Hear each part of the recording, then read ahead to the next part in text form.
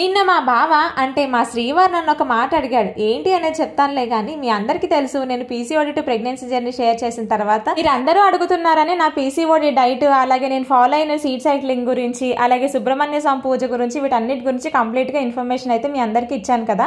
అంటే full videos అయితే పెట్టాను కదా మన ఛానల్లో.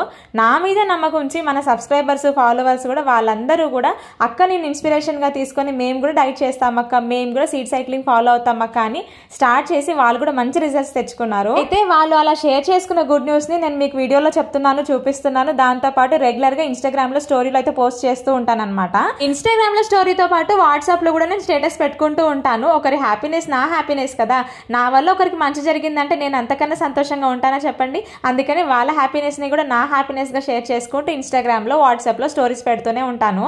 అయితే మా బావ ఏమని అడిగాడు అంటే, ఒకరికి ఇలాగా రిజల్ట్ వచ్చిందని చెప్పేసి అని నువ్వు ఎందుకు స్టోరీలో పెడుతున్నావు, ఎందుకు వాట్సాప్ లో పెడుతున్నావు, వాళ్ళు చూస్తే ఏమైనా అనుకుంటారు కదా అని. నిజానికి వాళ్ళు అలా గుడ్ న్యూస్ షేర్ చేసుకున్న తర్వాత నేను స్టోరీలో పెట్టిన తర్వాత వాళ్ళు నిజంగా చాలా హ్యాపీ ఫీల్ అయ్యారు. అసలు అక్క మీ బ్లెస్సింగ్స్ ఎప్పుడు ఉండాలి అక్క, మమ్మల్ని ఇలాగే మమ్మల్ని సపోర్ట్ చేస్తూ ఉండు, బ్లెస్ చేస్తూ ఉండు అని.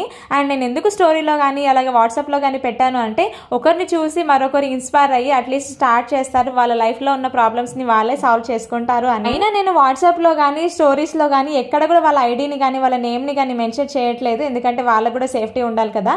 అందుకని వీడియో నచ్చితే మాత్రం సబ్స్క్రైబ్ అబ్బా.